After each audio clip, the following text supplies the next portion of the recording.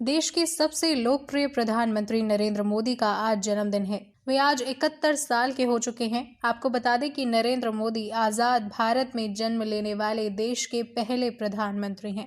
आज प्रधानमंत्री के जीवन से जुड़े कुछ खास रोचक तथ्यों के बारे में हम आपको बताएंगे। मोदी का भाजपा में सफर शुरू हुआ साल 1958 में, जब राष्ट्रीय स्वयंसेवक संघ यानी आरएसएस के प्रांत प्रचारक लक्ष्मण राव इनामदार गुजरात के वडनगर पहुंचे। इस अवसर पर वहां एक विशेष शाखा आयोजित की गई थी। इनामदार को वडनगर में बाल स्वयंसेवकों को निष्ठा की शपथ दिलवानी थी। शपथ की प्रक्रिया शुरू हुई और एक 8 साल के लड़के तक पहुंची। इस लड़के का नाम था नरेंद्र दामोदर दास मोदी। ये साल नरेंद्र मोदी का संघ से जुड़ाव का पहला साल था। उनके पिता दामोदर दास मोदी वडनगर रेलवे स्टेशन पर चाय की दुकान चलाते थे।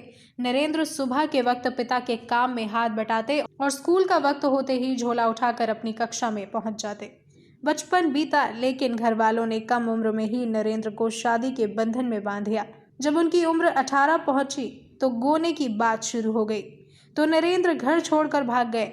घर वालों को इस बारे में कोई जानकारी नहीं थी कि नरेंद्र कहाँ गए। 2 साल बाद एक दिन वो अचानक घर लौटे और कहा कि अब मेरा संन्यास खत्म होता है और मैं अहमदाबाद जाऊंगा, वहां पर चाचा की कैंटीन में काम करूंगा। नरेंद्र अहमदाबाद पहुंचे, कुछ वक्त चाचा की कैंटीन पर काम किया और फिर अपनी चाय की दुकान खोल ली। वही अहमदाबाद का गीता मंदिर चाय बेचने के लिए उनका पहला ठिया बना।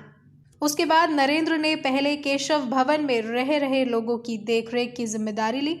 नरेंद्र मोदी सभी के लिए नाश्ता तैयार करते, केशव भवन की सफाई और दूसरे दफ्तरी काम भी निपटाने का जिम्मा उन्होंने उठाया।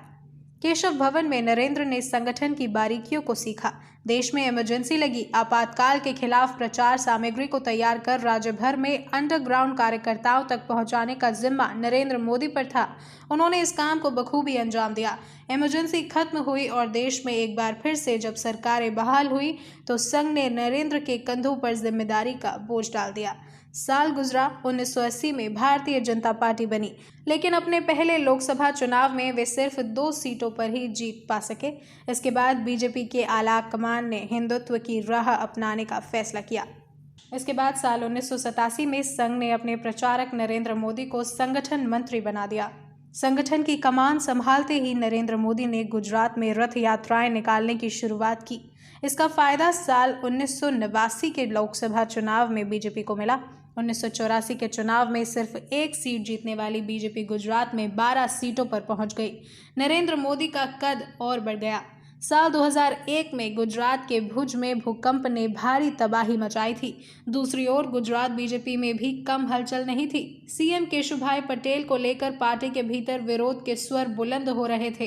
पार्टी को उपचुनावों में हार झेलनी पड़ी थी। ऐसे में बीजेपी आलाकमान ने नरेंद्र मोदी को गुजरात भेजने का फैसला किया। अटल बिहारी वाजपेयी ने नरेंद्र मोदी को बुलाकर गुजरात जाने का आदेश दिया। 6 अक्टूबर को नरेंद्र मोदी को विधायक दल का नेता चुना गया और 7 अक्टूबर 2001 को नरेंद्र मोदी ने गुजरात के मुख्यमंत्री के रूप में पहली शपथ ली। लोग उन्हें भावी प्रधानमंत्री के उम्मीदवार के रूप में देख रहे थे। सीएम मोदी ने भी इसका संकेत अपने अंदाज में दिया। 2012 में मिली जीत के बाद पहली बार अपने कार्यकर्ताओं को नरेंद्र मोदी ने हिंदी में संबोधित किया। वहीं आपको बता दें कि नरेंद्र मोदी 4 बार गुजरात के सीएम रहे। फिर उनके जीवन ने करवट ली और गुजरात के सीएम को साल 2014 में देश के प्रधानमंत्री के नाम से जाना जाने लगा। वहीं आपको बता दें कि 2014 का लोकसभा चुनाव में बीजेपी ने ऐतिहासिक जीत हासिल की और पहली बार पूर्ण बहुमत के साथ केंद्र में सरकार बनाई।